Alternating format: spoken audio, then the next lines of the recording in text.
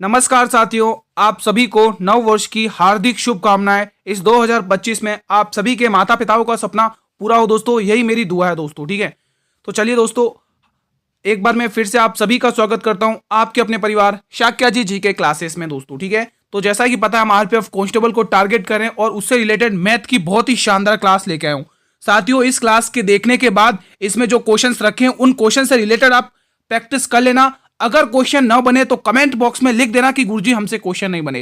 दोस्तों इतना शानदार तरीके से पढ़ाऊंगा, आप क्वेश्चन को चुटकियों में उड़ाएंगे दोस्तों। जी हाँ दोस्तों, चुटकियों में विद इन 5 सेकंड्स में उड़ाएंगे दोस्तों। ठीक है, बस मेहनत करना, सिलेक्शन लेना, तो अंत तक बने रहिए। एक एक क्वेश्चन को ध्यान में रख के अच्छे से सॉल्व करते रहिए दोस्तों। ठीक है, जहां समझ में आए तुरंत कमेंट करना कि गुरुजी हमें समझ नहीं आया दोस्तों। ठीक है, एक एक क्वेश्चन आप एग्जाम में धुआं काट के आओगे, 35 में से 35 लेके आओगे, ये मेरी गारंटी है। तो जिस हिसाब से मैं पढ़ा रहा हूं उसी के अकॉर्डिंग आप पढ़ते रहिए। बिल्कुल आपके एग्जाम ओरिएंटेड ही सभी क्वेश्चन हैं, टीसीएस के अकॉर्डिंग ही सभी क्वेश्चन हैं। ठीक है, पहला क्वेश्चन आपकी स्क्रीन पर लगा हुआ है, कमेंट करिए। हर क्वेश्चन को दोस्तों बहुत ही इजी ट्रिक से आपको इजी समझाऊंगा ताकि आपको इजीली क्रैक कर सको एग्जाम में। क्वेश्चन तो सभी बना लेंगे लेकिन कम समय में जो क्वेश्चन बनाएगा वही बाजी मारेगा। अमित ने एक लैपटॉप उसके अंकित मूल्य पर 25% की छूट पर खरीदा है। यदि उसने लैपटॉप के लिए 28,500 रुपए का भुगतान किया है तो लैपटॉप का अंकित मूल्य ज्ञात करिए। बहुत ही शानदार क्वेश्चन है साथियों। आप सभी को पता है गुरुजी हमें दो चीजें पता है। एक ही चीज पता है कि डिस्काउंट हमेशा अंकित मूल्य पर दिया जाता है, बट्टा हमेशा अंकित मूल्य पर दिया जाता है, डिस्काउंट हमेशा एमआरपी पर दिया जाता है। तो हम सभी को पता है गुरुजी, हमारे पास एक तरफ तो एमपी यानी कि अंकित मूल्य और दूसरी तरफ है हमारे पास सेलिंग प्राइस यानी कि विक्रय मूल्य। ठीक है, अब आप खुद देखिएगा उसने 25% की छूट। दोस्तों पहले तो यहां देखो 25% की फ्रैक्शन वैल्यू क्या होती है, तो आप सभी को पता होगा गुरुजी 25% की फ्रैक्शन वैल्यू 1/4 होती है। ठीक है, तो उसने कहा कि अंकित मूल्य पर, किस पर, अंकित मूल्य पर 25% की छूट, यानी इस 4 रुपए की, ये क्या अंकित मूल्य है और इस पर 1 रुपए की छूट दी है दोस्तों, 1% का डिस्काउंट दिया है। ठीक है, तो 4 रुपए की चीज पर 1 रुपए का अगर आप डिस्काउंट दोगे तो उसको कितने में बेचोगे गुरुजी? 3 रुपए में। तो आपकी जो सेलिंग प्राइस है, आपका जो भुगतान है वो कितना आ रहा है? 3 रुपए। लेकिन वो कह रहा 28,500 है। इस 3 की वैल्यू मेरे वीरों 28,500 है। इस 3 की वैल्यू मेरे वीरों 28,500 है। तो 1 रेशियो का मान क्या नहीं निकाल सकते? बिल्कुल निकाल सकते। काट लो, 3 नम 27, तीनों 15, तो कितना आया मेरे वीरों? 9,500। तो उसने कहा कि तो लैपटॉप का अंकित मूल्य यानी कि इस 4 की वैल्यू पूछ रहा है दोस्तों, इस 4 की वैल्यू पूछ रहा है, तो 4 से गुणा कर लो भाई। इकाई अंक से भी खेल सकते हो आप, है ना। 5 चौक 20 की 0 कैरी 2, 9 चौक 36 और 2 38, कितना आ रहा है? 38,000 रुपए। कितना आ रहा है मेरे वीरों? 38,000 रुपए। आई होप कि पहला क्वेश्चन आप लोगों ने इजीली बना लिया होगा। अंत तक बने रहिए, अभी आपके लिए ये खाली वार्म अप क्वेश्चन है। ठीक है, बिल्कुल बेसिक से एडवांस लेके जाऊंगा, मजा आ जाएगा दोस्तों। आप खुद कमेंट करोगे कि सर जी बहुत अच्छे से समझा आपने। ठीक है, मैं बहुत ही अच्छे से समझाऊंगा, आप बस अंत तक बने रहिए। एक एक क्वेश्चन को देखिए। जिन भी मेरे वीरों की मैथ वीक है वो क्लास एग्जाम तक ले लेना, फिर मुझसे बात करना कि गुरुजी अब हमारी मैथ में कितना इंप्रूवमेंट हुआ है। ठीक है, 6, 8, 10 और 12 और 224 का औसत ज्ञात करिए। दोस्तों जब भी ऐसी संख्या है तो हमेशा कुछ नहीं करना है। फर्स्ट प्लस, लगातार ऐसी संख्या है ना, दो का गैप, तो ध्यान रखना, फर्स्ट प्लस लास्ट अपॉन 2 करना है। First plus last number upon 2। First number क्या है? 6, लास्ट नंबर क्या है? 224 अपॉन 2 कर लो, तो ये कितना हो गया? 230। कितना हो गया? 230। अरे मैं क्या 330 लिख रहा हूं, 230 है ना, 230 हो गया। कितना हो गया मेरे वीरों? ये नंबर कितना हो गया? ये नंबर 230 हो गया, 230। और 230 को जब आप 2 से भाग करोगे तो देखो ये 100 का आधा, वो 15 का, यानी 115 आंसर आएगा। कितना आएगा? 115 आएगा। इसको काटोगे 115 आएगा, 115 आएगा। अगला क्वेश्चन आपके स्क्रीन पर है साथियों। ये टीसीएस के अकॉर्डिंग ही क्वेश्चंस करवा रहा हूं। ठीक है, देख सकते हो जब आरपीएफ में इतने ऐसे इजी मैथ आई तो आरपीएफ कांस्टेबल का तो लेवल इजी रहेगा ना दोस्तों, क्योंकि वो ग्रेजुएशन का लेवल है, आरपीएफ एसआई का है ना। ये कांस्टेबल का तो इससे ज्यादा टफ नहीं आएगा दोस्तों। ठीक है, आप बेफिक्र रहिए। दो संख्या का में से 16 है जबकि लैसे 160 है, तो उन दोनों संख्याओं में एक संख्या दे रखी है 132, तो दूसरी संख्या ज्ञात करिए। 1 सेकंड में आंसर आया, 80 आंसर आ गया 1 सेकंड में। वो कैसे? जब आपको यह पता होगा कि गुरुजी दो संख्याओं का गुणनफल उनके लैसे और मैसे के गुणनफल के बराबर होता है। ठीक है, तो वही मैंने किया है। उसने क्या कहा है कि दो संख्याओं का मैसे और लैसे दे रखा है, यानी कि आपको लैसे 160 दिया है और मैसे 16 दिया है। उनमें से एक संख्या दी है 32 और आपको इस बी वाली संख्या का मान निकालना है। क्या आप इसको नहीं फोड़ सकते? बिल्कुल। 16 एकम 16, 16 दूनी 32 और 2 से इसको भाग करेंगे 80। तो ऑप्शन नंबर कौन सा? B option will be the right answer. अगला क्वेश्चन, एक किराना व्यापारी का दावा है कि वह 48 रुपए प्रति केजी पर चीनी बेच रहा है। ठीक है, जिसकी लागत मूल्य 50 रुपए प्रति केजी है, लेकिन वो 1000 ग्राम की जगह 900 ग्राम दे रहा है, तो लाभ प्रतिशत ज्ञात करिए। बेईमान दुकानदार वाला कंसेप्ट है, बेईमान दुकानदार वाला कंसेप्ट है, बेईमान दुकानदार वाला कंसेप्ट। दो चीजें होती है, सीपी और एसपी, ठीक है। अब ध्यान रखना, आप सामान लेने गए, ठीक है, तो दुकानदार ने 1000 ग्राम की बदले आपको 950 ग्राम का मतलब सामान दे दिया, मतलब कि दुकानदार को देना चाहिए था 1000 ग्राम, ठीक है, लेकिन उसने हमें कितना दिया, 950 ग्राम। तो उसने कितने रुपए का प्रॉफिट कमाया गुरुजी, 50 रुपए का प्रॉफिट कमाया। किसके ऊपर, 950 के ऊपर। और हमें प्रतिशत में निकालना है कि कितना प्रॉफिट हुआ ओवरऑल, ठीक है।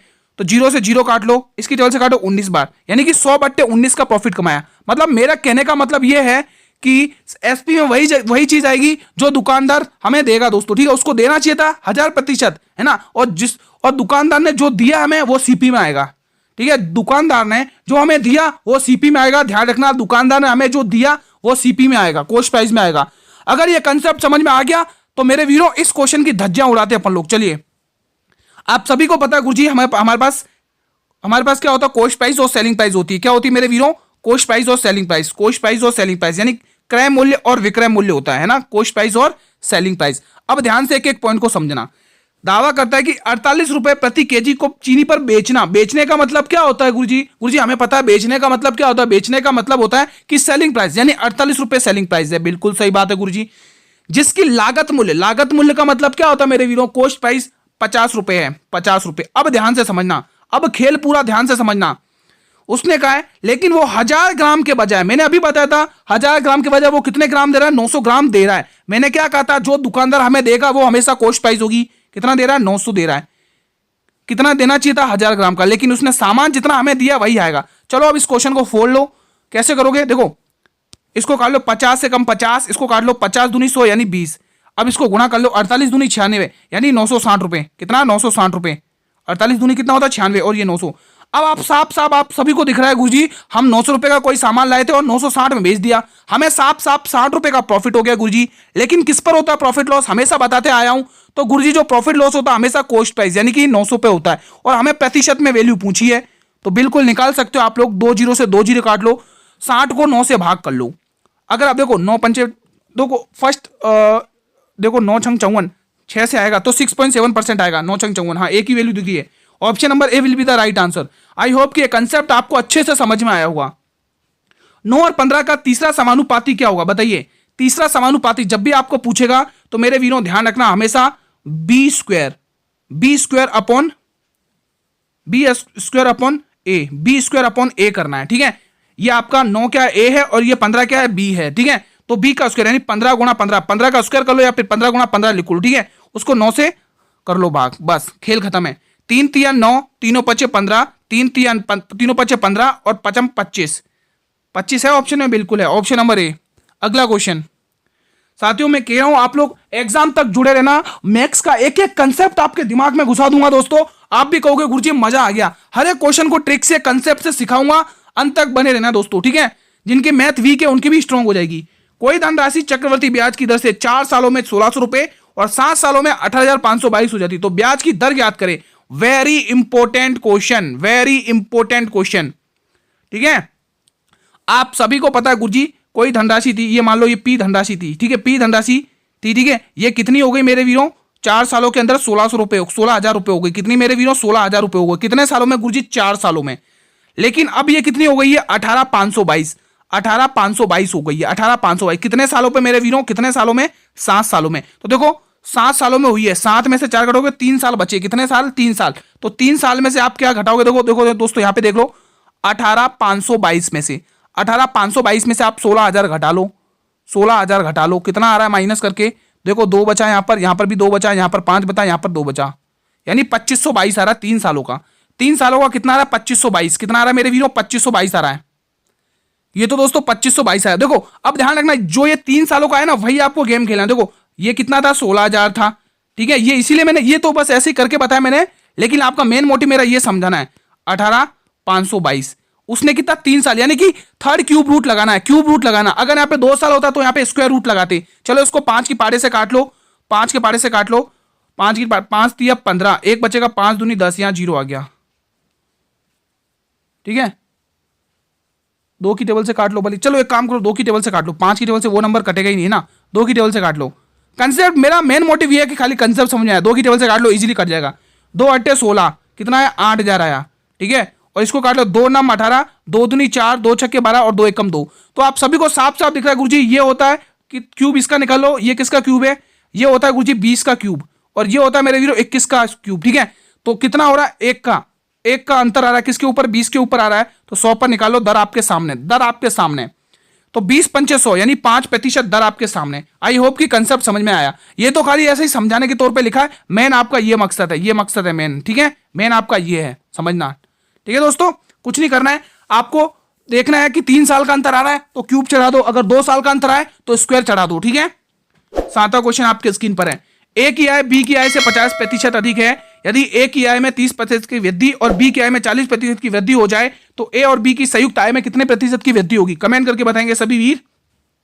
और इस क्वेश्चन को दोस्तों जैसे पढ़ाऊंगा वैसे ही करना है, ध्यान रखना। 50% की फ्रैक्शन वैल्यू पता कर लो, 1/2 होती, सभी को पता होना चाहिए मेरे वीरों, सभी को पता होना चाहिए। ए की आय और बी यानी ए और बी का खेल हो रहा है, ठीक है, ए और बी का खेल हो रहा है, और यहां पर हम लिखेंगे टोटल, यहां पर लिखेंगे हम टोटल। अब ध्यान से समझना, ठीक है, ठीक है, अब ध्यान से समझना। उसने क्या, ए की आय बी की आय से, किसकी आय से किसके साथ लगाया, फ्रॉम जिसके साथ लगेगा उसी का हमें ध्यान रखना है।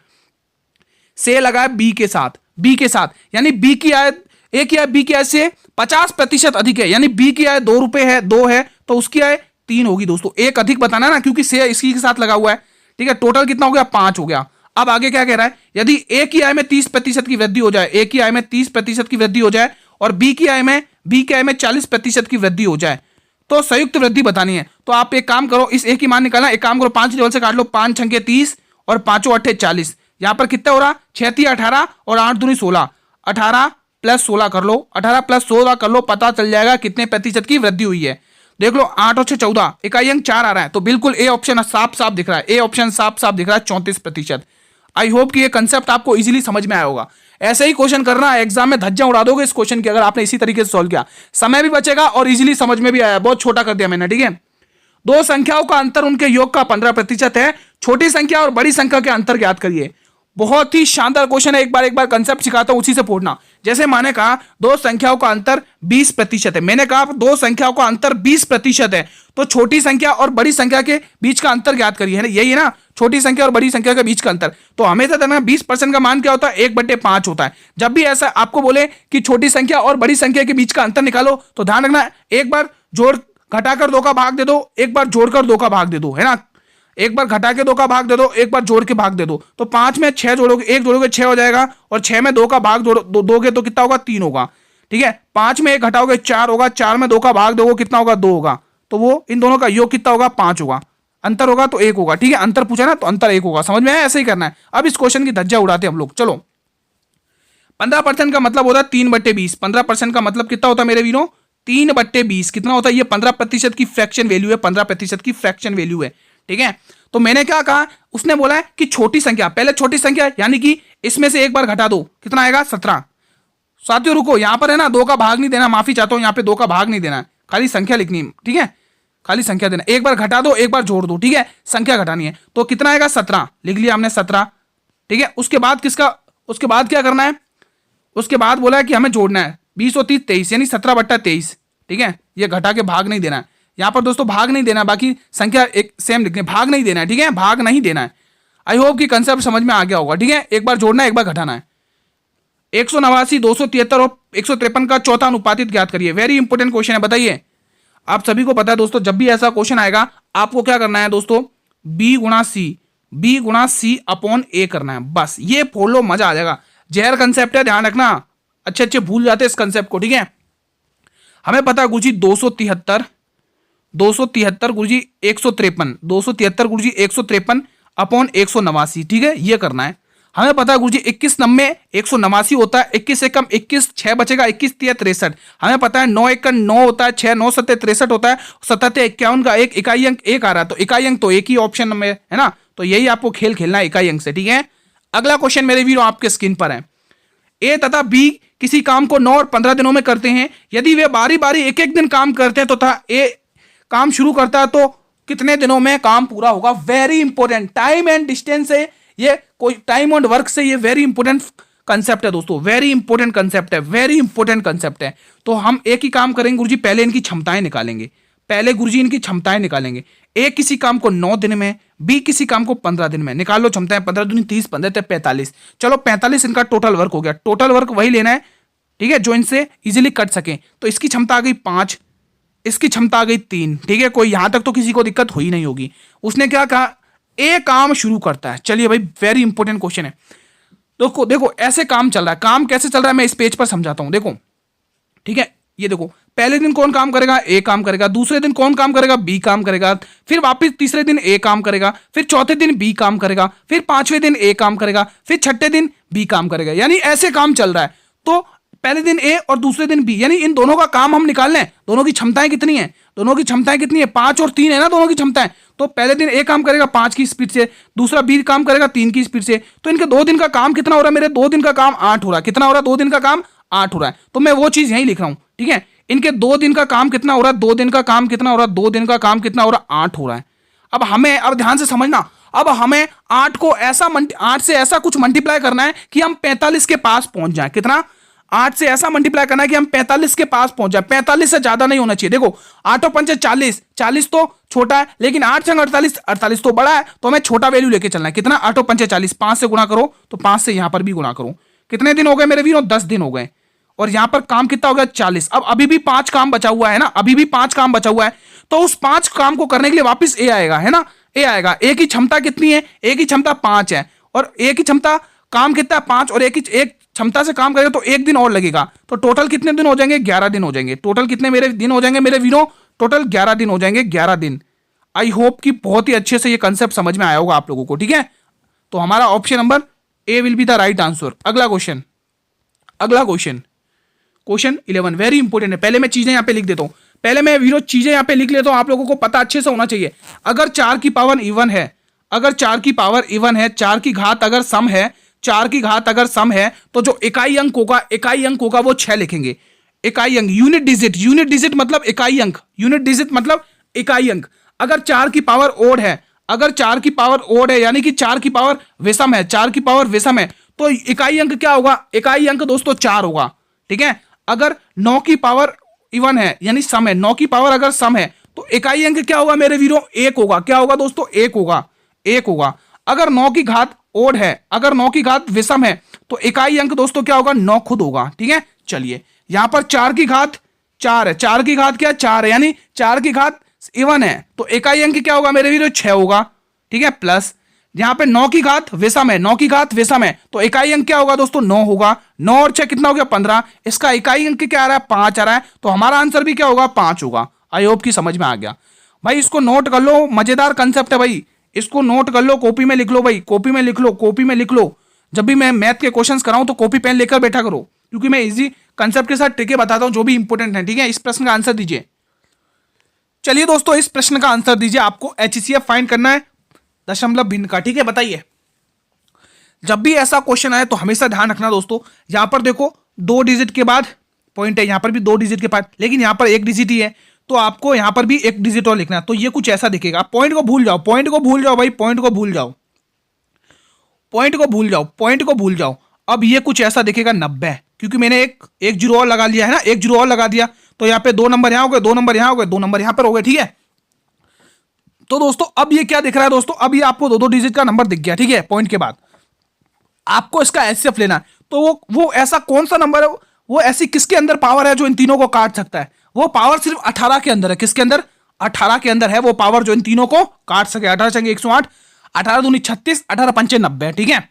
अब आप देखिए कि आपने दोस्तों पॉइंट कितना लगाया दोस्तों, यहां पर तो एक ही नंबर तो बढ़ाया, यहां पर तो पहले से 2-2 संख्या थी, यानी एक ही नंबर तो बढ़ाया। जितना नंबर बढ़ाया उतना ही आपको पॉइंट लगाना है दोस्तों। 1 और 2 डिजिट हो गई ना, यहां पर कितनी डिजिट हो गई मेरे वीरों, 2 डिजिट हो गई, है ना। आपका मकसद क्या था कि 2-2 डिजिट में के बाद पॉइंट है, कितने डिजिट के बाद, 2-2 डिजिट के बाद पॉइंट है, तो आपको यहां पर भी 2-2 डिजिट के बाद पॉइंट लगाना, 1-2 यानी 0.18।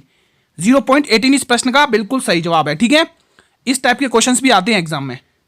वह छोटी से छोटी प्राकृत संख्या ज्ञात करें जिसे 15, 6, 10, 15, 6, 60 और 17 से विभाज्य हो। बताइए वो ऐसी कौन सी संख्या है जो जिसको ये चारों नंबर डिवाइड कर दें दोस्तों, विभाज्य है। बताइए, अगर थोड़ा सा स्मार्ट वर्क करें, स्मार्ट दिमाग लगाए ना, तो इस 60 में क्या छुपा हुआ है, 10 गुणा 6, यानी कि 10 से वही नंबर कटेगा जिसके पीछे 0 आता हो। जिसके पीछे 0 आएगा वही 10 नंबर को तोड़ेगा। तो इनके पीछे तो 0 आ ही नहीं रहा है, तो मैं इन दो ऑप्शन को कैसे राइट कर लूं? इन दो ऑप्शन को कैसे राइट कर लूं, है ना।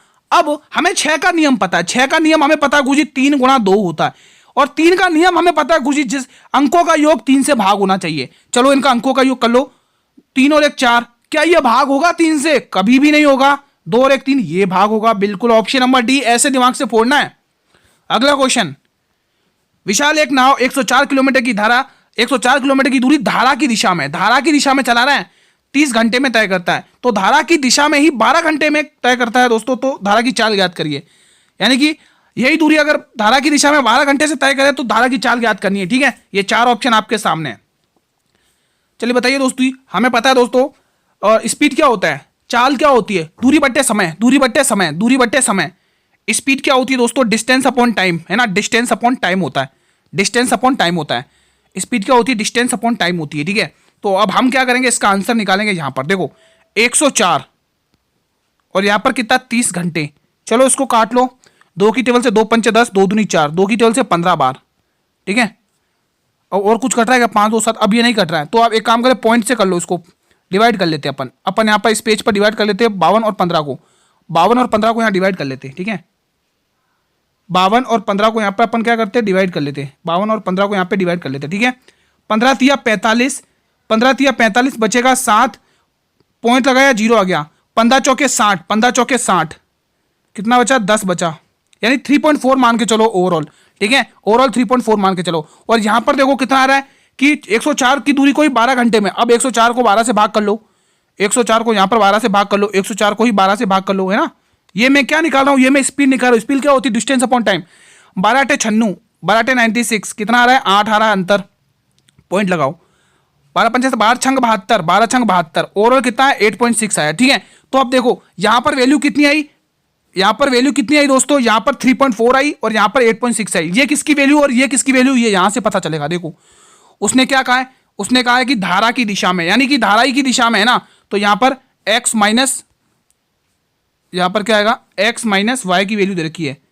x माइनस वाई की वैल्यू हमने कितनी निकाली, x माइनस वाई की वैल्यू 3.4, यहां पर 3.4। ठीक है, और x प्लस वाई यानी धारा की विपरीत दिशा में, रुको धारा की दिशा में इतना और धारा की दिशा में 12 घंटे, रुको एक जगह विपरीत होना चाहिए, एक जगह विपरीत होना चाहिए दोस्तों, एक जगह विपरीत होना चाहिए। कुछ क्वेश्चन में मिस्टेक हुआ है।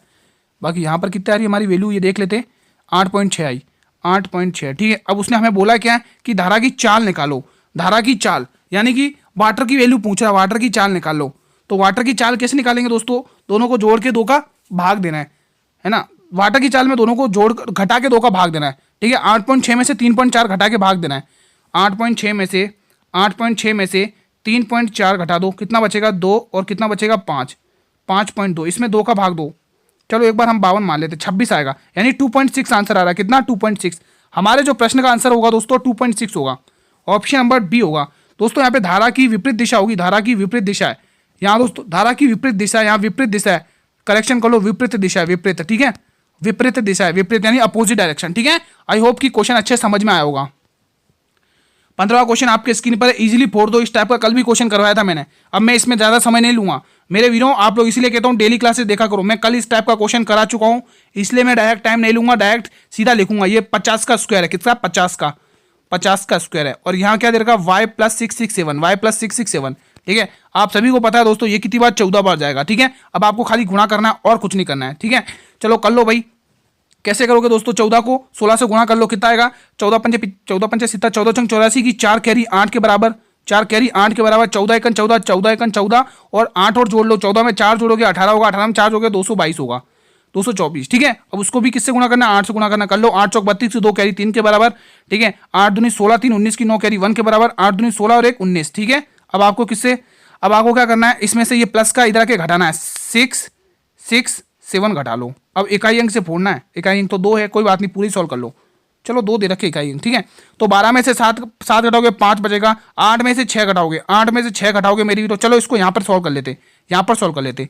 992 में से 6 6 7, वहाँ स्पेस नहीं था दोस्तों, तो मैं यहाँ पर सॉल्व कर रहा हूँ। ठीक है, देख लो हमें पता है 12 में 7 घटेंगे 5 आएगा, 8 में 6 घटेंगे 2, 25 आ रहा है लास्ट में, 25 ऑप्शन नंबर ए में है। ठीक है, अब आगे सॉल्व करने की जरूरत ही क्या है, जब हमें पता चली गया है। अगला क्वेश्चन, 110 और 85 की समान लंबाई की रेलगाड़ी समान दिशा में, दोस्तों ध्यान रखना सेम डायरेक्शन में दोनों की चालें दोनों की जो लंबाई होती है ट्रेन की वो जुड़ती है और चालें घटती हैं आपस में एक ही डायरेक्शन में। मैं क्या कह रहा हूं, जब भी दो ट्रेनें समान दिशा में चल रही हो तो उस केस में लिख लेना इस पॉइंट को, उस केस में उन दोनों ट्रेनों की लंबाई तो जुड़ेगी लेकिन चालें आपस में घट जाएंगी।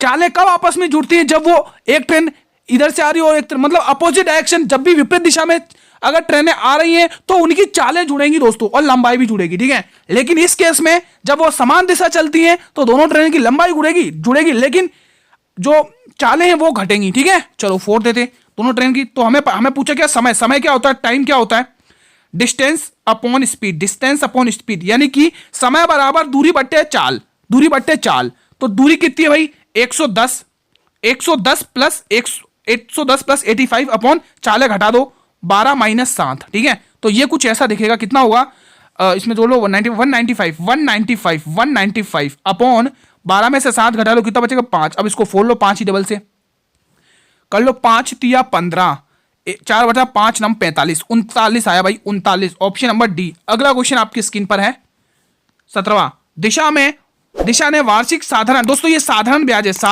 ये साधारण ब्याज है, सिंपल इंटरेस्ट है। साधारण ब्याज की दर पर 9 वर्षों के लिए 2000 रुपए की राशि का निवेश किया है, उसके बाद उसको 33,500 की कुल धनराशि प्राप्त हुई। ब्याज की दर ज्ञात करें। दोस्तों आप मुझे बताइए धनराशि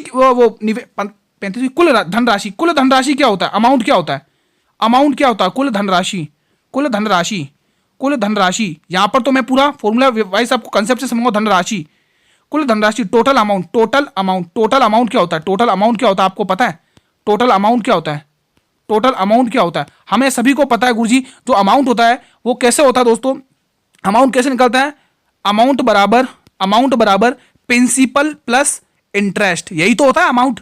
धनराशि क्या होती है, मूलधन प्लस ब्याज। अगर हम जो मिश्र धन है, अमाउंट है, मिश्र धन है, उसमें से अगर हम मूलधन को घटा देंगे क्या हमारे पास ब्याज नहीं आएगा, बिल्कुल आएगा गुरुजी, ब्याज बिल्कुल आएगा। चलो वही तो करना है आप लोगों को, वही तो करना है। तो इस यहां से निकाल लो भाई, 33,500 में से 33,500 ये क्या आपका अमाउंट है। अगर आप इस अमाउंट में से इस मूलधन को घटा देंगे मेरे वीरों, तो आपके पास क्या निकल के आएगा, ब्याज। क्या निकल के आएगा, ब्याज, है ना। और हमारे पास ये हमें ब्याज की दर पूछी, दर क्या होता है कि दर अपॉन मूलधन गुणा 100, यही तो होता है। हमारे पास ब्याज कितना आ गया 13,500 का, कितना आ गया भाई 13,500 का, ब्याज कितना आ गया 13,500 का। हमें पता है दर प्रतिशत कैसे निकलते हैं, मैं यहां पे फॉर्मूला लिख देता हूं, 1 साल का ब्याज, है ना, ब्याज 1 साल का ब्याज अपॉन मूलधन गुणा 100, यही तो होता है ब्याज दर प्रतिशत, है ना, यही तो होता है। तो भाई 13,500 तो हमारे पास क्या आया, ब्याज आया 13,500 और हमारी मूलधन कितना है 20,000 है। चलो फोड़ लो क्वेश्चन को और हमें ये वैल्यू निकालनी है। चलो निकालो, इसका आंसर क्या होगा, यही तो पूछा है, मैं देख लेते एक बार और, कहीं गलती तो नहीं करी हमने। 13,500 ठीक है 20,000 ब्याज की दर निकालनी है आपको, क्या है तो कुल ब्याज की दर याद करनी है। तो यहाँ से 2 जीरो एक बार काट के देखो, फिर हम और तरीके से बताएंगे, 0 से 0 काटेंगे, 2 जीरो से 2 जीरो काट लेंगे तो पॉइंट में आंसर बन रहा है। लेकिन यहाँ पर तो हाँ पॉइंट में आंसर है पॉइंट में आंसर है। चलो काट लो, 2 छक्के 12, 2 छंग 12, यानी कुछ गड़बड़ करी है हमने, एक बार रुको, 3 का 3 में से 13,500 ठीक है। एक काम करते, ये फॉर्मूला छोड़िए, एक काम करते दोस्तों आप इसके अकॉर्डिंग करिए, ये फॉर्मूला छोड़िए, इसको रहने दोस्तों, एक काम करते इसके अकॉर्डिंग कर लेते अपन। एक काम करते दोस्तों, इसको छोड़िए अपन यहाँ से इसके तरीके, ये थोड़ा अलग टाइप से जा रहा है, हम एक काम करते इस तरीके से कर लेते हैं। हमें पता चल गया ब्याज हमारा कितना आया, मैंने वो क्या कर दिया, एक काम करते ब्याज हमारा कितना है, हाँ ब्याज हमारा कितना है 13,500 है, ब्याज कितना है 13,500। अब साधारण ब्याज का फॉर्मूला क्या होता है दोस्तों, एसआई का फॉर्मूला क्या होता है साधारण ब्याज का, एसआई कैसे निकालते हैं हम, एसआई कैसे निकालते हैं मेरे वीरों, एसआई कैसे निकालते, सिंपल इंटरेस्ट कैसे निकालते हैं कि मूलधन गुणा दर गुणा समय बराबर साधारण ब्याज, 100 है ना, यही तो होता है साधारण ब्याज।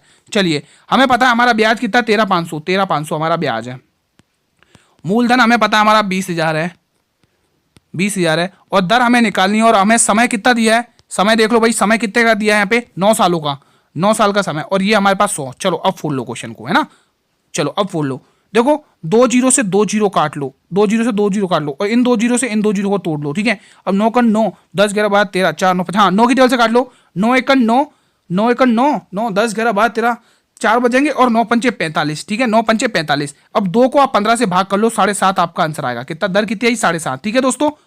वो क्या मैं अमाउंट के हिसाब से करने लग गया था, 7.5 दर आएगी, ठीक है। हमारे प्रश्न का ऑप्शन नंबर बी होगा, ऑप्शन नंबर बी। अगला क्वेश्चन आपकी स्क्रीन पर 18वां क्वेश्चन बताइए। एक गोले का पृष्ठीय क्षेत्रफल दे रखा है, आप सभी को पता है, उसका व्यास निकालना है। आप सभी को पता है दोस्तों, त्रिज्या व्यास की आधी होती है और त्रिज्या में त्रिज्या को 2 बार हम जोड़ते हैं तब हमारा व्यास आता है, ठीक है। और हमें पता है पृष्ठीय क्षेत्रफल क्या होता है, गोले का पृष्ठीय क्षेत्रफल 4 पाई आर स्क्वायर, यही होता है ना। और हमें कितना दे रखा है? 616। तो आप निकाल दो भाई, 4 गुणा 22/7 गुणा आर का स्क्वायर बराबर 616, ठीक है, 616। तोड़ दो अब इस क्वेश्चन को जल्दी से। देखो दोस्तों 11 की टेबल से काट लो, 11 दूनी 22, 11 की टेबल से काट लो, 11 पंचे 55, 6 बचेगा, 11 छंग 66, 2 की टेबल, ठीक है। अब इसको काट लो, 4 की टेबल से काट लो, 14 चौक 56, 14 बार जाएगा और 2 की टेबल से काट लो, 7 बार जाएगा, ठीक है। तो ये कितना आया? 7 से 7 और 7 और 7 14 हो जाएगा, है ना। 7 और 7 कितना हो जाएगा? 14 हो जाएगा यहाँ पर, ठीक है, 14 हो गया वहां पर। ये 7 इधर आके गुणा में आ जाएगा, 14 हो गया। तो अब ये कुछ ऐसा दिखेगा दोस्तों, ठीक है। अब ये कुछ ऐसा दिखेगा, आर स्क्वायर बराबर 14। तो हम इस स्क्वायर को हटाने के लिए क्या करेंगे? दोनों जगह स्क्वायर लगाएंगे, ठीक है। तो यहां पर भी स्क्वायर लगा लो, यहां पर भी स्क्वायर लगा लो। अब ये क्या करेगा? ये स्क्वायर से ये स्क्वायर तोड़ जाएगा, तो रेडियस हमारा कितना आ गया? 14 आ गया। व्यास कितना आ गया? 14 आ गया, ठीक है। तो हमारा ऑप्शन नंबर डी। अगला क्वेश्चन आपके स्क्रीन पर 19वां। दो संख्याओं का अनुपात दे रखा है, उनका महत्तम और लघुत्तम समापवर्तक देता है, गुणनफल दे रखा है, उन संख्याओं का योगफल निकालो। इजी क्वेश्चन है। आज थोड़ा 35 मिनट की वीडियो जाएगी, थोड़ा लंबी जाएगी, ठीक है, कोई बात नहीं, ठीक है। 2 एक क्वेश्चन थोड़े कैलकुलेटिव थे, बाकी इजी क्वेश्चन है, ठीक है।